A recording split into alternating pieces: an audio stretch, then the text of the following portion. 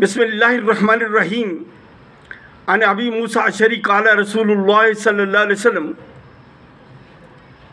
ثلاثۃ لا يدخلون الجنۃ۔ ابو موسیٰ اشعری کہتے ہیں کہ رسول اللہ صلی اللہ علیہ وسلم نے فرمایا 3 بندے جنت میں نہیں جائیں گے۔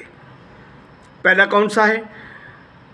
مدمن الخمر، جو دائمی شراب خور ہوگا۔ شراب حرام ہے اور اس کے بارے میں اللہ کا سورہ مائدہ کے اندر حکم ہے کہ انما الخمر والمیسر والانصاب والازلام رجس من عمل الشیطان فاجتنبوہ لعلکم تفلحون، کہ اللہ فرماتے ہیں کہ شراب، جوا اور مزار کے اوپر وہ چیز چڑھی ہوئی، درگاہ کے اوپر، خانقاہ کے اوپر، استحان کے اوپر، اور 7 پانسا اللہ نے فرمایا کہ اللہ نے ان کو شیطانی اعمال کی گندگی قرار دیا۔ اب دوسری چیز کیا فرمائی کہ وہ مصدقم بالسحر، جادو کی تصدیق کرنا، کہ جادو جو ہے جادوگر کافر ہوتا ہے اور اس کی فعل کی تصدیق کرنا کہ یہ ہاں ہو گیا ہے، کافر کے فعل کی تصدیق کرنا، یہ اللہ کے نبی علیہ السلام فرماتے ہیں کہ تصدیق کرنے والا بندہ بھی جنت میں نہیں جائے گا۔ صحابہ کرام کے بارے میں قریش مکہ کہتے تھے کہ تم ایک ایسے شخص کی پیروی کر رہے ہو جس کے اوپر جادو ہو گیا ہے۔ قرآن کہتا ہے بالکل الزام تھا ان کا، قال الظالمون ان تتبعون الا رجلا مسحورا، یہ ظالم کہتے ہیں، یعنی قریش مکہ یہ ظالم کہتے ہیں نبی علیہ السلام کے بارے میں کہ ان کے اوپر جادو ہو گیا تھا، مسحور ہیں یہ۔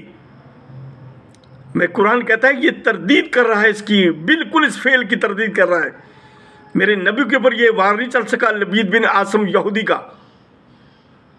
میرے بھائیوں، قرآن جو ہے نفی کر رہا ہے، اور اسی طریقے سے فرمایا کہ جادوگر کے فعل کی تصدیق کرنے والا جنت میں نہیں جائے گا۔ اور تیسری بات یہ فرمائی کہ وہ مصدقم وقاطع الرحم، قاطع الرحم کے مطلب رشتہ داری کو قطع تعلق کرنے والا، رشتہ داری کو ختم کرنے والا۔ اللہ کے نبی علیہ السلام فرماتے ہیں اسلام کے بعد بہت بڑی نیکیاں ہیں 2، ایک صلہ رحمی کرنا، رشتہ داری کو جوڑنا، اور دوسرا مساکین کو کھلانا، کھانا کھلانا۔ یہ صحیح مسلم کی روایت ہے کتاب الایمان کے اندر۔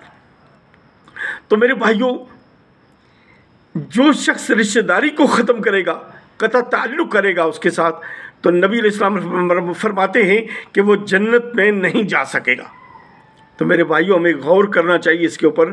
یہ تینوں چیزیں ہماری معاشرتی زندگی سے تعلق رکھتی ہیں۔ یہ ہمارے علماء اور مشائخ کا پکھنڈ ہے، یہ ان کی گڑھنت ہے جو اس کے خلاف چلے جا رہے ہیں، اور ہم بغیر سوچے سمجھے ان کی پیروی کر رہے ہیں۔ میرے بھائیوں، اللہ کے نبی علیہ السلام اس چیز سے منع کر رہے ہیں لیکن ہم ان کی پیروی کر رہے ہیں۔ یہ بات ہمیں سمجھنی ہے۔ اقول قولی ھذا لی ولکم سائر المسلمین۔